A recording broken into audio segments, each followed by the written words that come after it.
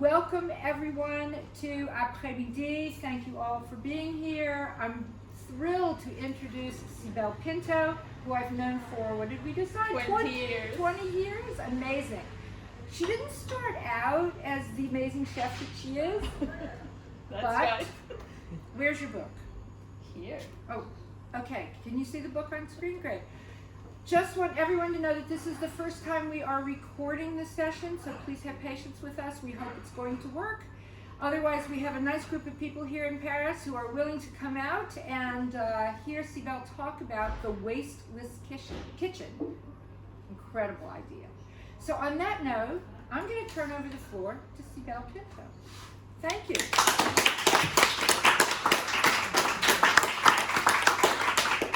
Thank you, Adrian. It's really a great pleasure to be here, and we haven't seen each other for so long, so I'm really very happy to see you again.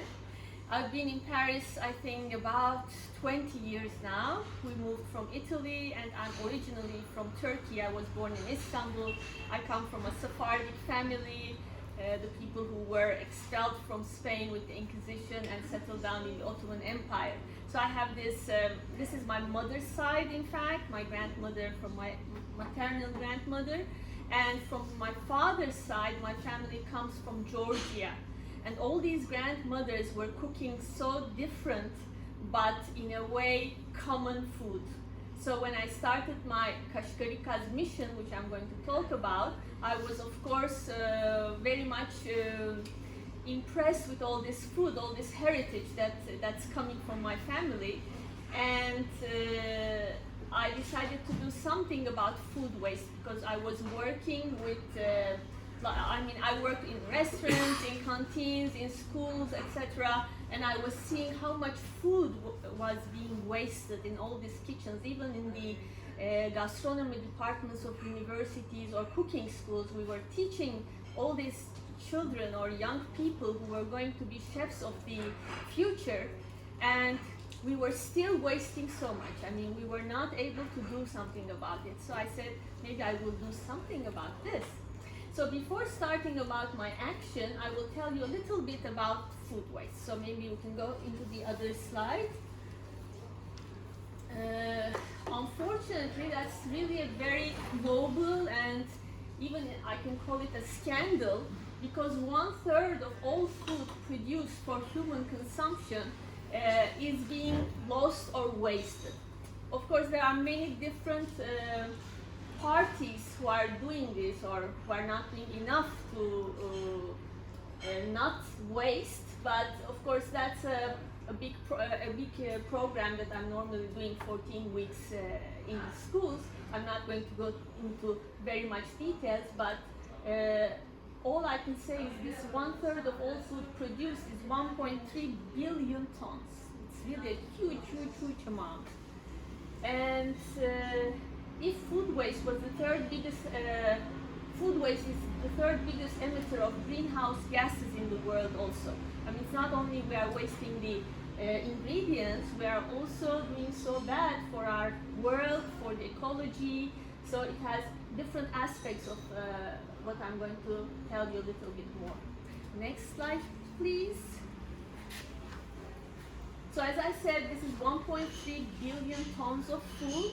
To give an example, it's an area larger than China, which is used to grow food that's never eaten, and it's 25% of the world's fresh water supply to grow this food that's never eaten also. And on the other side, we have around 8,000 million people who are not able to feed their families or themselves in the world. So this hunger problem is also a huge problem in the world. As I said, waste happens all along the supply chain. It's from the production to delivery, to storage, to markets, to restaurants, and to households where we are consuming, we are wasting so much food in our houses also. Next slide, please. And this is another scale which I like to show because it also shows in terms of countries what we are doing. Of course, China and India, because of their population, are the first and second in the list. Then comes United States. That's really great food waste in the States. Then Japan, Germany, and France, you can see it's 6th place. It's really high in the list. But there are these little green numbers here on the right, which is estimated food waste per capita, per person, meaning. And when you see France, look at it, we have here 85 kilograms per person. So that's really a very, very big number, because if you see China, it's 64 kilograms per person, and in France it's 85. And I was really very amazed with Australia, because they are the 10th in the list, but per person they are wasting about 100 kilograms per year.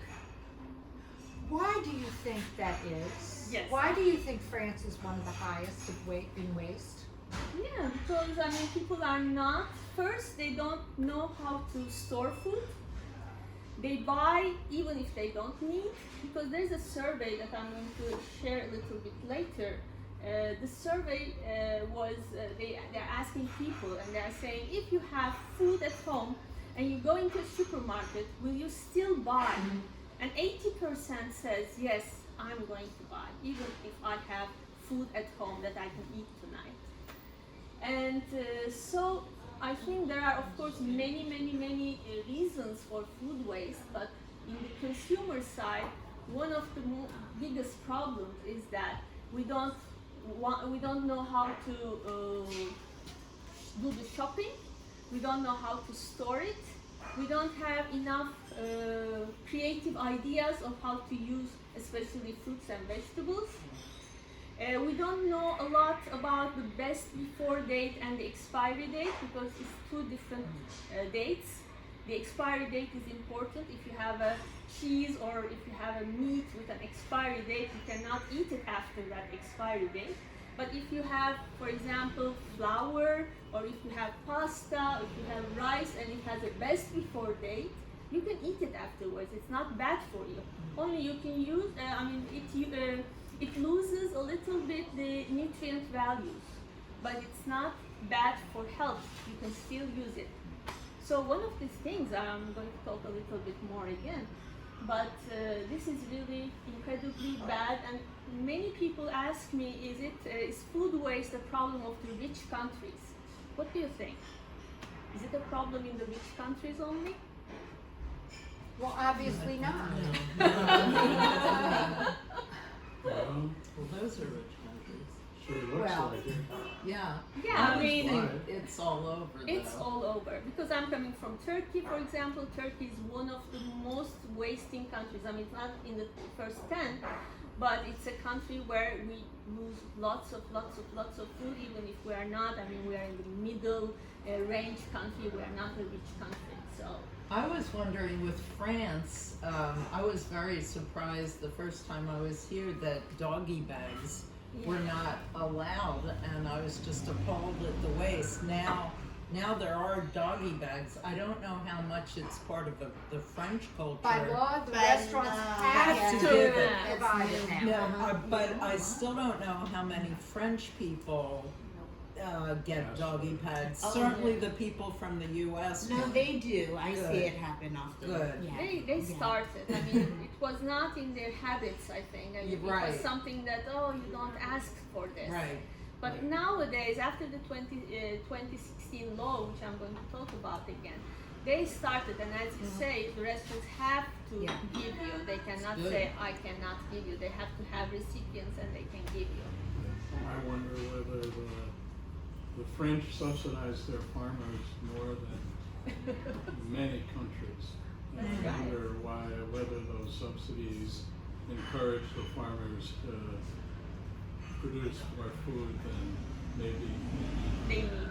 Oh. It's one of the problems of the rich countries also. I mean, that we are producing 3, 4, even 5 times of what the population in fact needs. And there are all those cosmetic standards that has to be round, that has to be 2 centimeters long. All these cosmetic Or you standards throw it away. they throw away. I mean, if the green bean is not 7 centimeters, even in the harvest stage, it's all gone. It's really incredible. I find it really a scandal. I mean, it's a world scandal, really. Okay, next slide, please. So food loss, food waste, I mean, this is also, we can see in the production harvest, what we are losing in the transportation, in the distribution, all restaurants, hotels, caterings, and then at homes. I mean, every stage has different reasons to lose or to waste food. Which Sure. has the worst? Which part of the process? That will is- come. Okay, never mind. Next slide, please. Okay. When we see what we are losing most, we see that we are losing almost half of fruits and vegetables, roots and tubers. That's the worst part. Why do you think so? Why are we wasting vegetables, fruits, roots? Because we peel off the outside Yeah, of the we peel sugar and vegetable, they we have, I mean, chop off the roots. Yeah, they and have we- short life cycles. As they are fresh, they have low life cycles. That's why, I mean, we are not taking care of them. For example, many of us in our refrigerators, when we go in, we buy new things and we push the other things on the back, and even we don't know if we have some parsley there, if we have a half an onion there. We are always forgetting about this because we are putting new things and we are not doing a fridge cleaning. So it's very important to do once a week a fridge cleaning. And I always like to show that the slide will come. You can do a box where you put it and you put the things that you have to eat first. That can be the expiry dates, that can be some for example, some stamps or roots or all these fruits and vegetables that shouldn't go, in fact, to waste. Then we have fish. Fish is also about 35%, but fish is not at homes. It's especially in the catching phase, in the storage, because of the cold chains, there are always problems in there. So we are losing fish more in the production and in the distribution phase. Then we have cereals, that means bread, all those bakery, cakes, etc. Then we have meat and dairy and seeds and pulses. Meat and dairy is a little bit lower, although it's 20%. Why do you think so? I always eat all the cheese in my fridge. It never goes to waste. For example, you prefer the cheese to vegetables? Well, no. With my vegetables, even if it's the scraps, I always put in my freezer because my nonna did that while I was growing up. And then come winter time, like these drizzly days, I make a minestrone or I make a You can do bouillon. a stock But of bouillon, you yeah. keep everything. That's great. Yeah. I think Yeah. they're expensive, probably very That's expensive it, to yeah. produce, and Yeah. so people are very careful That's about right. how That's much right. they make. That's right. As meat and dairy is, as you say, not cheap. Although nowadays fruits and vegetables are not cheap either. The fresh fruits and vegetables are not. And But there's at a the lot time, of rotten produce sold at the outdoor that's markets. right. That's right. Have you seen the prices in the United States lately? Yeah, It's crazy, Yeah. right? Crazy. But it's I everywhere. couldn't believe my eyes. yeah. I'm speaking with my mother, and my mother says every week the price of the, meat, the cheese, or even the vegetables. She loves leeks, and she always says, "Oh, leeks! This week it's 2 liras more." Every week it goes up and up and up. It's really incredible. So that's also an important fact. Beer has stayed pretty stable. Yes. Beer has stayed stable. Yes, that's That's a, liquid bread. right, that's a grain. That's exactly. That's right. So, next slide, please. So, this is fresh and veggies and fruits. I was with my mission. I went around the world. I visited many countries, many cities. This was one picture that I took in Berlin, where we were working with a Jewish association called Bet Deborah, and we went around. It was a supermarket, or it was the end of a market, I think, open market, and we saw all these. They are edible. They are not, trash. They I are thought you edible. took a picture of my refrigerator. Really? You shouldn't have so much in your refrigerator. Okay, next slide. So now bread. I'm giving a little examples of different countries. In the United Kingdom, most wasted household food item is bread. It's 900,000 tons a year. It's 24 million slices every day. And what do you think about those crustless sandwiches that we find in markets, etc.? The club sandwiches, for example. Do you think about that? Why are they crustless? Are they not using the first and the last slices of these breads? They don't. And there's this activist whose name is Tristram Stewart. You can go and watch what he's doing. He's going all around the world and visiting some factories and doing some documentary films about that. And when he visited a sandwich manufacturer in the UK, he saw that they were wasting 13,000 slices of fresh bread every day because the retail consumer requires them to remove the crust and the first slice from every loaf of the bread. And it adds up to 17% of the loaf. In fact, we are throwing away 1/5 of a bread. And always think that 800 million people are hungry in this world. I mean, they cannot find food, and they cannot bring food to their children. That's really awful. So, and that's only one factory that I'm talking about. And there are plenty of hungry people in the United Kingdom. I Yes, mean, it's not of course, like, of course. It's really incredible. I mean, there is something wrong in the system. I mean, as a consumer, we are not doing enough, but there is also something wrong because we are producing too much, but we are not doing the distribution in a good way. One thing that I really appreciate about France is that at the end of the day, when the boulangeries do close, that now I believe it's also by law that they have to donate all the leftover bread and That's right. And that was the case in the Yeah, supermarkets also because yeah. when I was here, I mean, when I came here, the supermarkets were putting them into trash, the things Yeah. that were not sold during the day, and they were putting some bleach on top of it because they didn't want The homeless rats. people to come in and to get them. Maybe That's they can be horrible. sick and they can come against the supermarket. Oh. That's In the exactly 2000 right. That's why in the United States they don't, They I cannot tried do to it. organize something like that in the US, but there's a legal problem. If Yeah. somebody gets sick, they sue, They sue you, yeah. Lawyers. that's, get the lawyers involved in putting this thing together and then maybe Right. they'll solve it. Yeah. So the next slide. So as we talked a little bit, of course, there are different actors from farm to fork why this food waste and food loss is happening. There is more production than needs.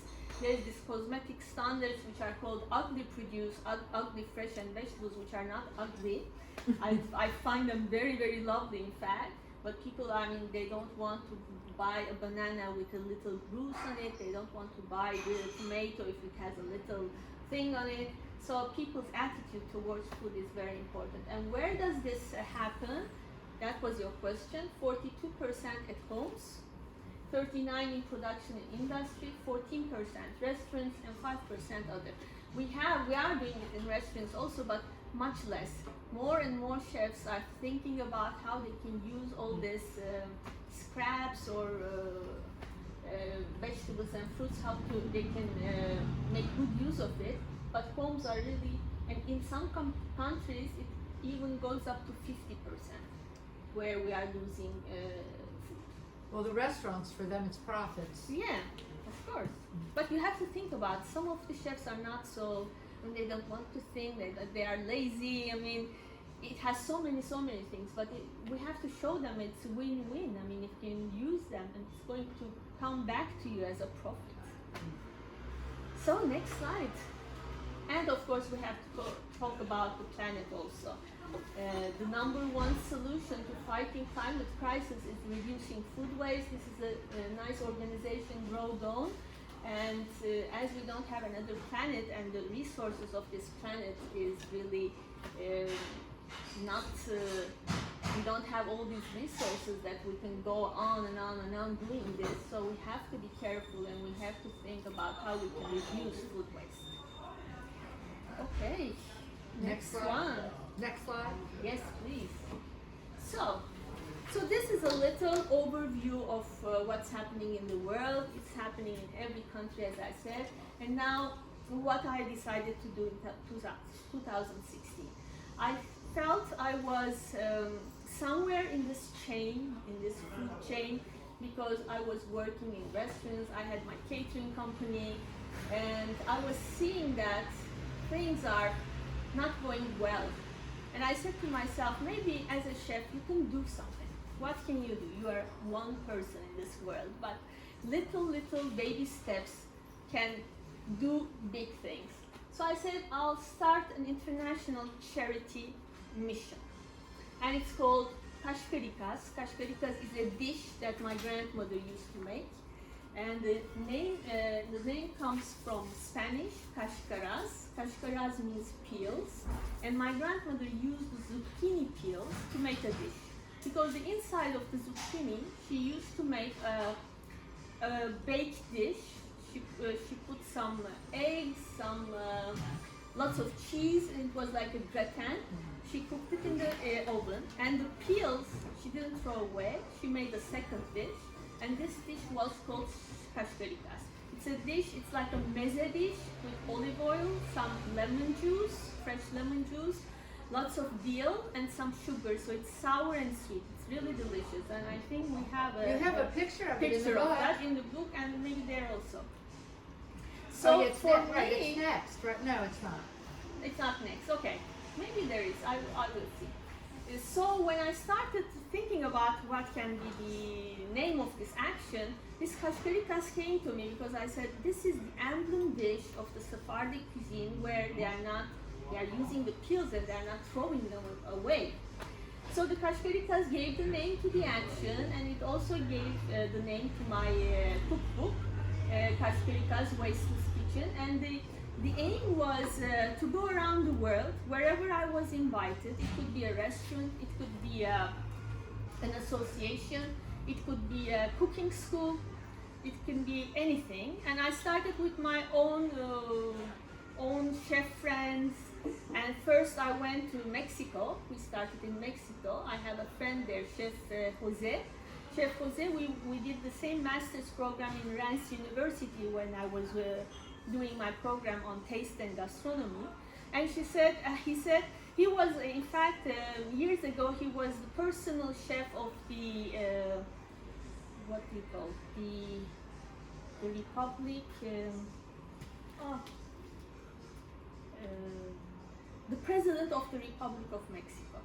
He was the personal chef. Then he decided to do his own business. He opened up a restaurant in San Miguel de Allende. And I was invited there. I first went there, and we started our mission just like this. And everywhere I went, we sometimes did workshops, we sometimes did conferences, sometimes we did some gala dinners, and all the funds that was collected was donated to Action Against Hunger, which is a association working with children fighting hunger and malnutrition. So it was really a charity project, and I did this for 5 years, going around many cities and countries. And what we try to do is raise awareness, show ways to improve practices, attitudes. We were teaching and we were also learning, because when I went, for example, in Mexico, I saw that they were using the corn cobs to do things which we don't use, for example, not in Turkey, not here, but they were using it, and they were using some cactuses, they were cooking them. They called nopales, which is a very nice dish. For us, for example, there are all these little, what do you call it, on top of them, so we don't eat spines. But there were all these ladies who were in the marketplace, and they were taking off all those things, and then they were cooking them. It was really incredible. So you see that every country, in fact, every culture has its own kind of waste usage, let's say, because these are all edible waste. So the next slide. And when I started all this, as I said, okay, we are not going to discover America again. We have this in our heritage because our grandmothers were the real ecologists. Don't you think so? Yes. We have grandmothers who were doing things like this, right? Yeah, they were using it because they had big families. They had, everyone was not, very rich, So they were trying to feed their families with what they had. So they were being creative about it. I mean, my grandmother used to, for example, use the leaves of beetroot, and she made a fritada with that. She mixed it with some eggs, and it was really a delicious dish. Nowadays, when you go to the market, you usually don't see those leaves. They are already cut. Only the beetroot comes. Yeah, I mean, all goes to waste. So I said, I'll check my grandmother's recipes. I'll try to remember them because I had, of course, lost my grandmother many years ago. So I tried to talk with the family. I went to community centers, tried to collect some recipes, because as the Sephardic Jew in Turkey, we are a very, very small community now. We have around 8,000 people left. Everyone has gone. And I thought it's very important for me to have this heritage, to put this into a written book. That was one of the reasons that I wrote the book, because I want to transmit all these recipes that maybe in 10, 20, 30 years will be gone because all these old people are passing away. So don't forget, your grandmothers are the real ecologists. Okay, next slide. So this is the kashkarikas dish. So this is the zucchini peels, cooked in olive oil, lemon juice, and lots of dill. So that was our presentation in Mexico. We put them in some traditional Mexican recipients, and that was really very loved in Mexico. They really appreciated it. Looks delicious. Yeah, it looks very nice. You want to go and grab it? Right. Looks delicious. Okay, next slide. Oh, I have to tell you about this. Many of you maybe have seen it. This was in a French market when I moved here in France. I'm going to this little supermarket and I'm buying my fruits and vegetables from there. And one day I see this big trash can. And all the French people who are coming in, they are doing like this. The lid, half of the lid is going to trash. They are only buying the white part of the lid. And it was such a shock for me because we use these leeks to make a specialty. Again, it's a Jewish specialty, which my grandmother used to make. And there was this guy who was organizing that fruit and vegetable stand. And I went to him and I said, "Excuse me, why are you throwing all this?" And he said, "We don't eat this. This is trash. Why don't you eat it? It's very nice. It's delicious. What are you doing with this?" He said. I said, "Can I buy them?" He said, "You don't have to buy them. Take it away." And I went home and I prepared the meatballs, the next slide, of those leeks, which is a really very, very delicious meatballs, because we use a little bit of meat and we use lots of the green parts of this leek. And the next day I went there, I said, "Come and taste my leek meatballs." And he gathered all the people in the market and said, "Oh, madame, c'est incroyable." It's so delicious. So that's the anecdote.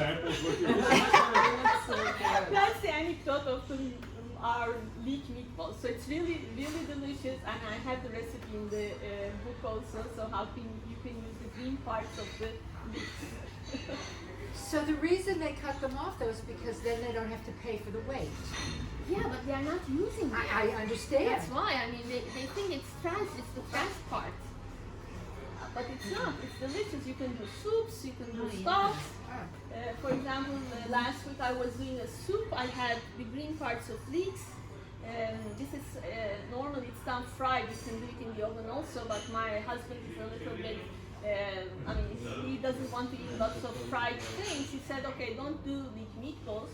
I said, "Okay," because it takes some time to do this. And I said, "Okay, I'll use them in a soup." And I had these leaves of the cauliflower, which always goes to trash because people don't think that they are eatable. And I mixed them together. I put some curry. I put some chicken stock. It was really a nice soup. So it's really possible to use all these things. Only you have to think before throwing away. Just think, if I can make good use of all this stuff that I normally don't. What's the word Sephardic mean?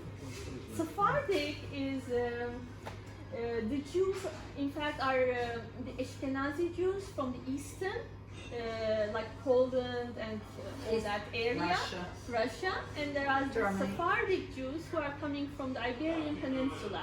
In fact, they are from Spain and Portugal. That's a kind of, and they have different, of course, even their music is different, their Traditions. food is different, their traditions is different. So Sephardi, in the meaning of the word, means Spain in Hebrew. I see. So they are the Jews from Spain. And so the reason you're calling these leek meatballs Sephardic meatballs is, It's a part of the Sephardic tradition. I see. Yes. Got it. Okay, let's go. So the solution, what's the solution? Prevention of food waste and redistribution of the rescued food. In general, we have to share more and waste less. Let's go on the other slide. And this is the law in 2016. This is the guy who is behind that law. The guy is called Arash Derambash. He has origins from Iran. He immigrated to France when he was 18 years old. He came to study law. He's a lawyer. And he's the municipal councillor in a city close to La Défense, which is called Courbevoie, maybe you know it. And he was the person who worked very, very hard to have this law accepted in 2016. And last week it was the sixth year of this law, and he did a very nice presentation showing that really the law worked. So the markets are not throwing away all this food, they are giving it to food banks and to associations and to needy people. And the law was accepted in many other European countries also. And he has a very nice personal YouTube where he talks about how when he came from Iran to France, he was seeing all this waste, and he was from a very poor family. And he talks about his all this. He says, I was so astonished to see this, and I was feeling ashamed myself of people wasting this much food, because I came from a poor family, from a country that we don't do this. So there are other activists like this. One of them is Tristan Stewart, as I said, the UK guy, and there is also Diana Yule from Sweden. She's also from Russia. She came from Russia to Sweden. She saw all these things. She's a graphic designer, and she started by herself a website showing how we are losing so much and what we can do about it. And she got so famous with this website. The Sweden government has been doing all these things that are putting rules and regulations, so that I think in the last 5 years they have decreased their food waste by 50%. So I always say one person is important, one person can do things, and small things add up to bigger things. So this is Arash. Next slide. So there are, of course, lots of applications. As you were saying, I think there's this Too Good To Go. Maybe you know it, have you heard it? That's a very nice application that you can download to your telephone, and it matches. For example, you are going back home from work and you don't have anything to eat, and you go out of the metro and you see if there are companies or boulangeries or food shops who are closing because it's late in the evening, and they have things that they want to sell because they're not going to use it tomorrow. They're not going to use a sandwich that's been done today, or a quiche or whatever. It all goes to trash.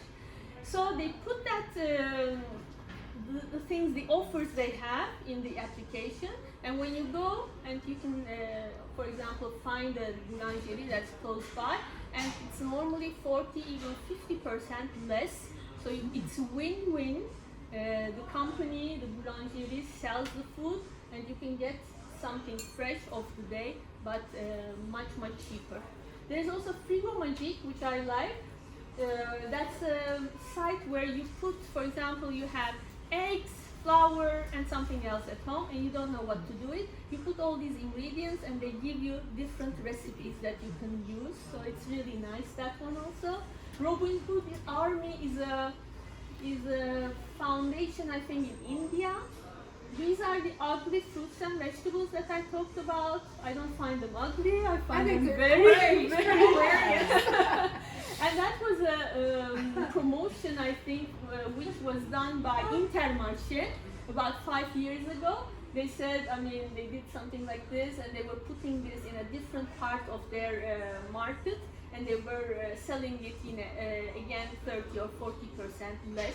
And first, people are, maybe they don't know, maybe they think, oh, what is this? I don't want to use it. But there are some dishes that you can do with them, and it doesn't matter if they look ugly or lovely, or if you are going to do a chutney, for example, if you are going to do a soup, for example, if you are going to do marmalade, it doesn't matter because you are going to use it. I mean, you're not going to put it like this, even if you don't think it's very nice looking.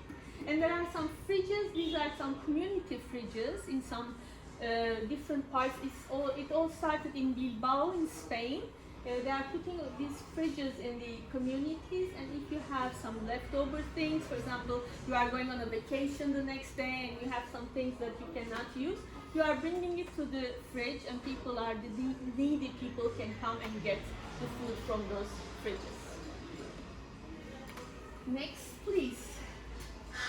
So this was the Eat Me First, which I usually do in my fridge. As I say, if you have things that have expiry dates, close expiry dates, or little bits and pieces, or if you have some tired vegetables, I call them tired, I mean they don't look nice, but you can put it in cold water, for example, in 15-20 days, 20 minutes, it will come really as fresh. So it all starts in planning, in the shopping, in storage, in the cooking, and if you cannot do anything with it, you can of course do the composting. I don't know if anybody does composting in the city, because it's becoming fashionable, that also. There are some municipalities who are putting in the parks, etc., places there where you can go and compost the things that you are not going to use, you cannot use. Okay, so this is the book. So the book was published in November. It's brand new. So when of course I went around, as I said, visiting different places, and when COVID started in 2020 March, of course I was not able to travel anymore as much as I wanted to. I did some stuff on Zoom, but with food, you know, it's very important to touch, to taste, to smell. So when you do a Zoom workshop, it's not the same thing. Of course, we can show how to do it, but we cannot make people taste that, which is important. So I said I will use this period where I'm going to stay most of the time at home to do a compilation of all those recipes from my ancestors first, the Sephardic and Georgian recipes, and all these recipes that I collected and I tasted around the world. So you have recipes from Peru, you have from Mexico, and you have from around the world. It has 300 pages, 2022 recipes. That's a huge number because normally a cookbook has around 50 recipes. So it's really a book that I enjoyed writing it, and if you are interested, just have a look afterwards. Well, you have some here for sale, don't you? Yeah, I brought some. If people want, I can And you'll sign them. sign them or not. Sorry. I have to open it. Like this. Perfect. And it has photos throughout. Yeah, it has photos. I think maybe make it, just see it, just touch. So it had photos. It's all colorful. 2,200 recipes. 222. You could eat 3 meals a day for 5 years and not duplicate it. It's like 3 generations. Yeah, exactly. So those are the leek meatballs. Yes. Yeah. Leaf meatballs, yeah. Okay. Yeah. And we say köfte. That's called köfte in Turkish. And Sephardic also use that because in Spanish, the normal Spanish, you say albondigas. The meatballs are albondigas. And the language that my grandmother, I mean that generation nowadays, people are not talking about this language, but it was Judeo-Spanish, it was called Ladino, and all these recipes had Ladino names. So when I wrote the book, I said, okay, I will write the names as far as I can remember them, because that's very important. So the name is an integral part of that dish, in fact. So albondigas was the name of the meatballs, but our ancestors called them köftes because that language was affected with the local languages. In Turkey, they started to use Turkish words with that language. If they were in Greece, for example, they used the Greek words. So it was a mixture of this local languages with the original Spanish language. So Yiddish is really of the Ashkenazi side, right? That's Okay. That's right. I didn't realize that. Yeah, Yiddish is the Ashkenazi side, and Sephardic people talk this Judeo-Spanish or Ladino. Okay. Okay, next slide.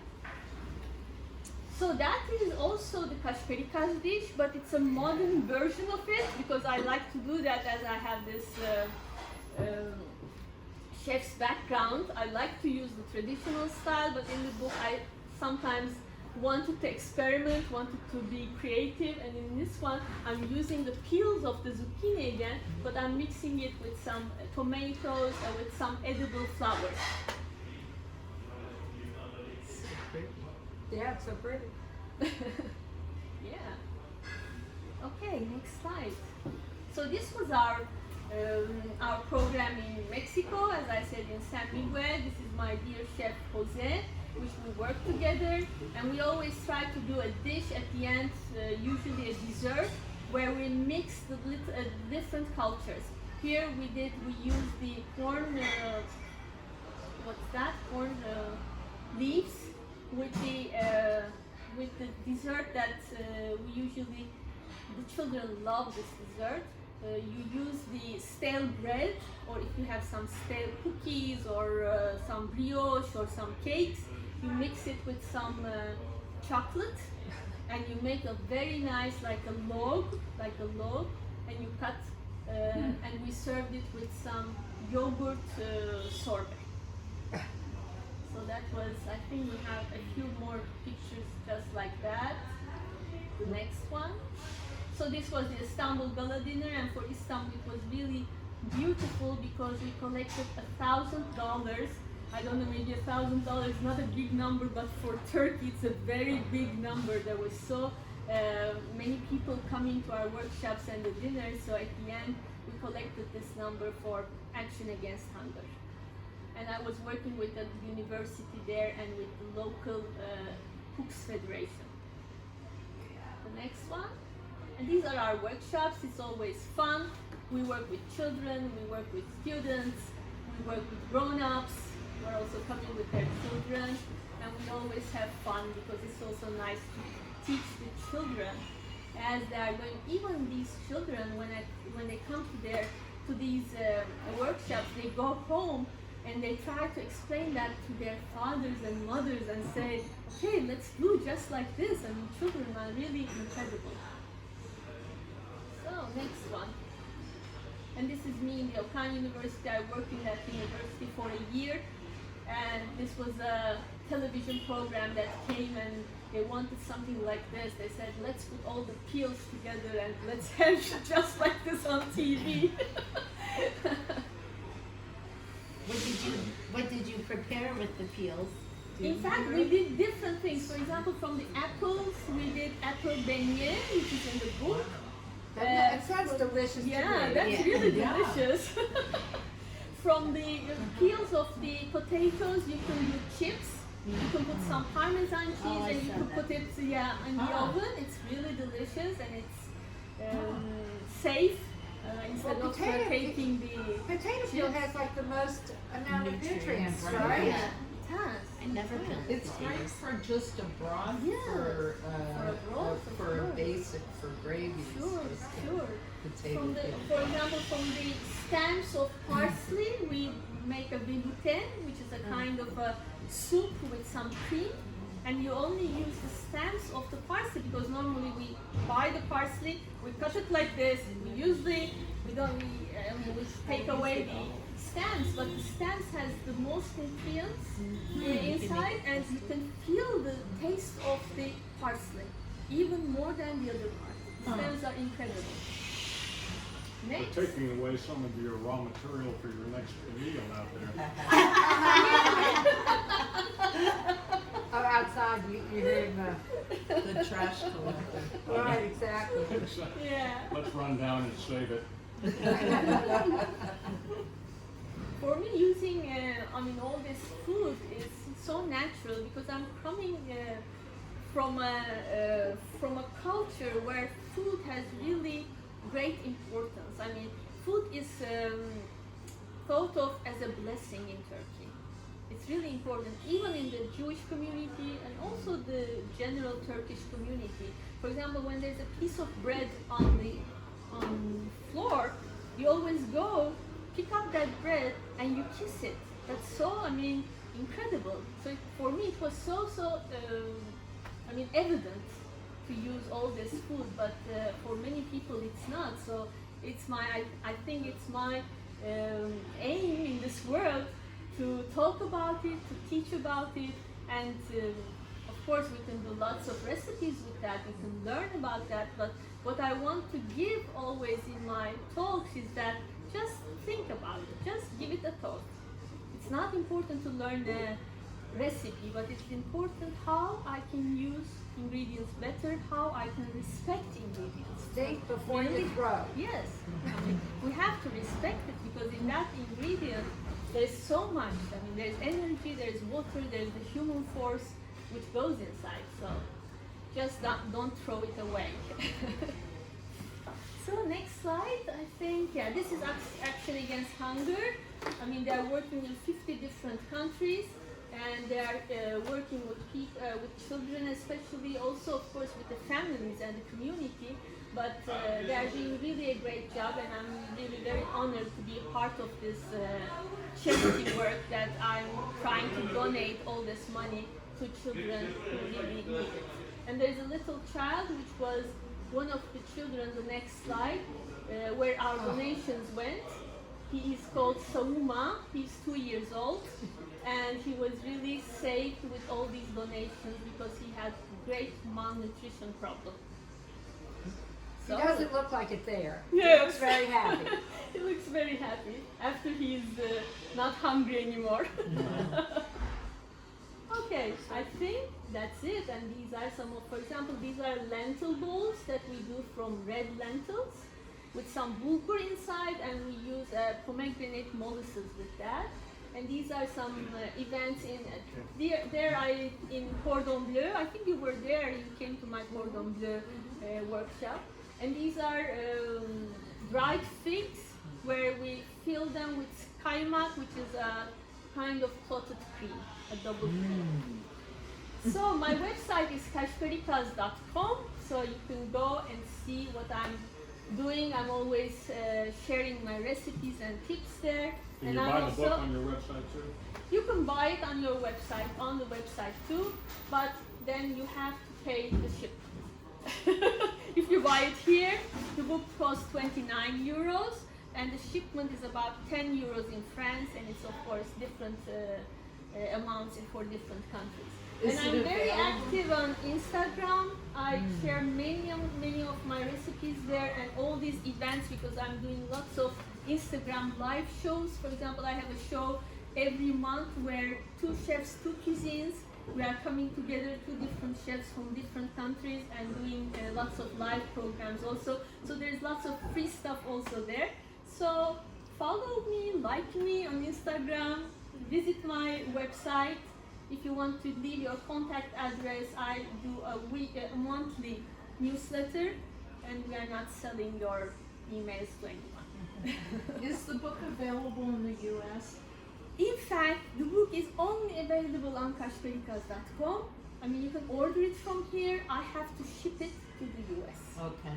But have I mean, a it's friend not. that's a perfect a Sephardic Jew Oh no no. who loves to cook, who would love the philosophy Okay. of it. Okay. I'd love it as a gift for her. Okay.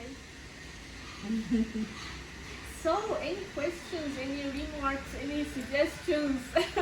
What do you think about food waste? Does it talk to you? Do you cook? I'm Do you have? fascinated. Yeah. I have found this fascinating. Oh, thank you so much, Adrian. Well, because we really are unconscious. We just, I don't know about you guys, but I am unconscious. I mean, you know, you peel your cucumber and you don't think about it, right? You just, yeah. No one said, hey, you know, like this is wasteful. And I'm surprised by the French because, you know, they don't want, there's a tradition where you take your own food on the plate. You're not served, so that you take what you're going to eat so that there is no waste. So I'm sort of surprised that France is one of the highest Yeah. waste countries Yeah, you're because right. their own philosophy is not wasteful That's right. in general. In general.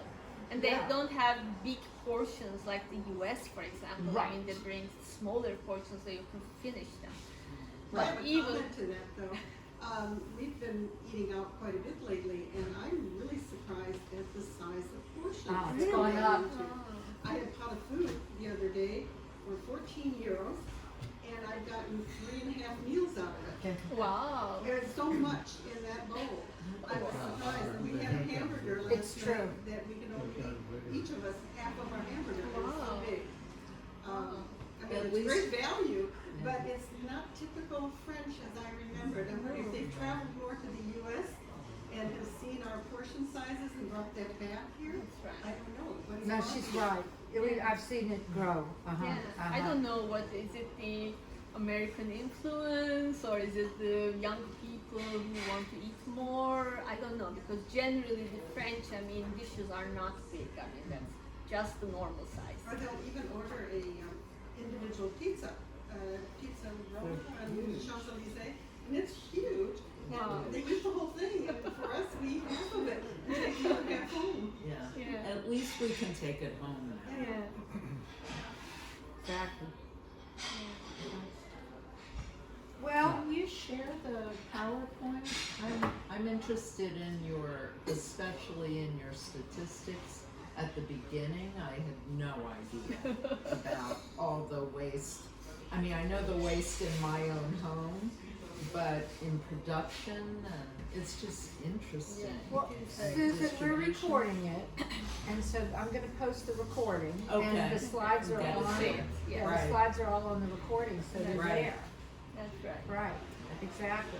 And maybe my last words will be, I love this chef. He's called Douglas McMaster.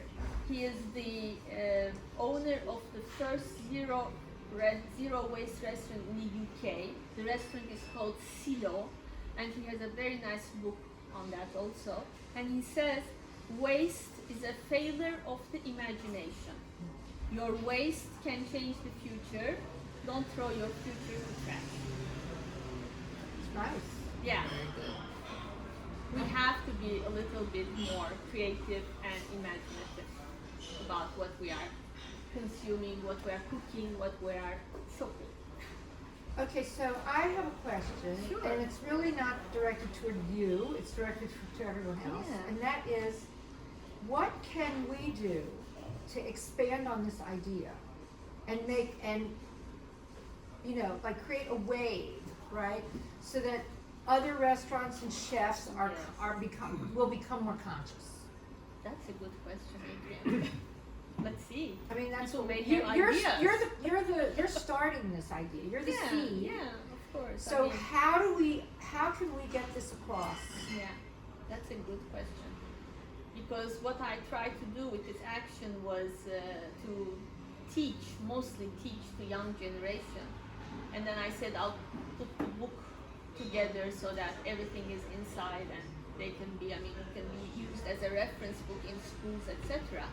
But then to have it more talked about, or maybe to make all these dishes so people can come and eat in a restaurant, something like this. Working with a restaurant can be a choice maybe. Yeah, I have to think about that. Well, we can share on social media Yeah, with our please do. friends. Please Right, do. we can do Sure. some individual things, but Right. maybe it also needs to come from the government.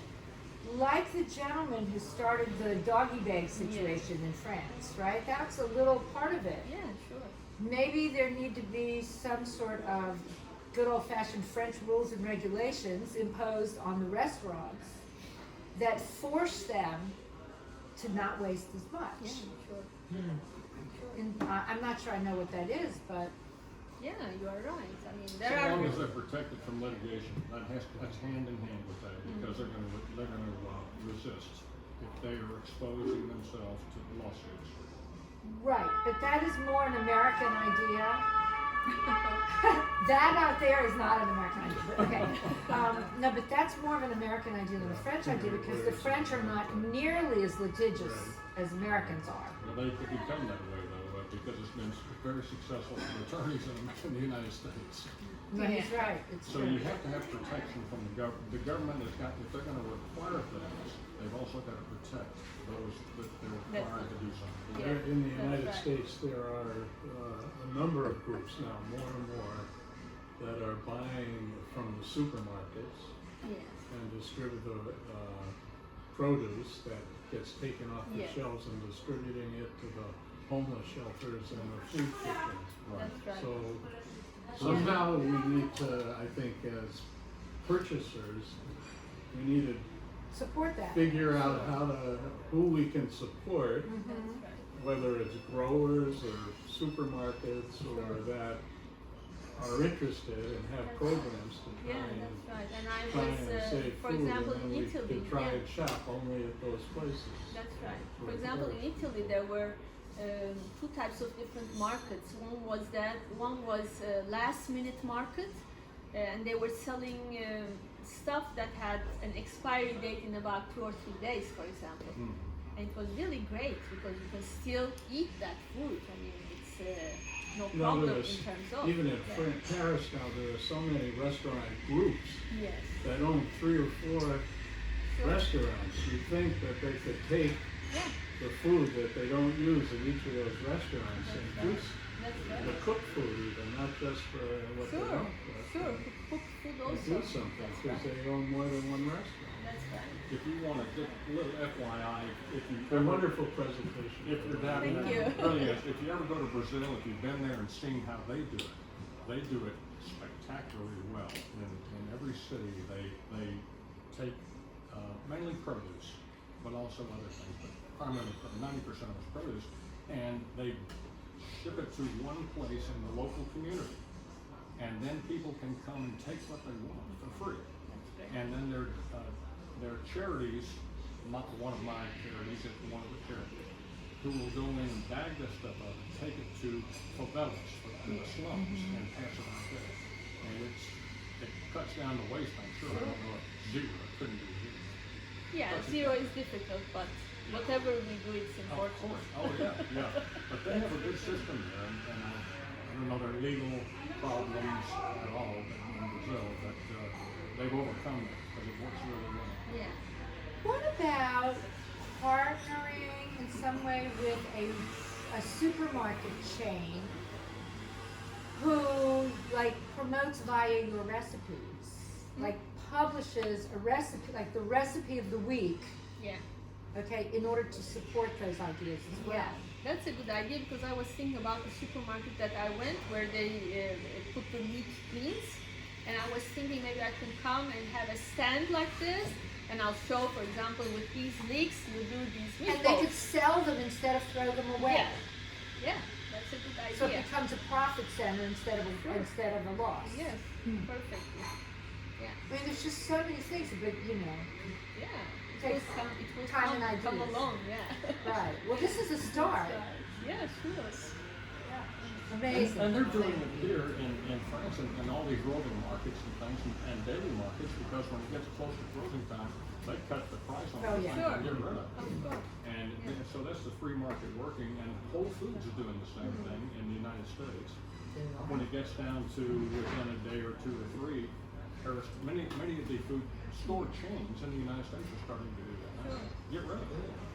Right, but Sibel's going beyond that because, for instance, the cauliflower leaf that's Yes. around the cauliflower Yeah. doesn't need to be wasted, but it's being wasted, like the top of the leaves, which is even different than produce that's a day old. Sure.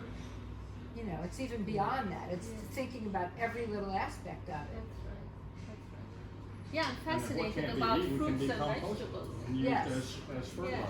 The Natural picture is fertilizer. quite beautiful. Thank Who you. took all those It's a pictures? beautiful I mean, some book. pictures are mine, but the cover photographs was done by a photographer. But he worked voluntarily, so this book is really a voluntary work.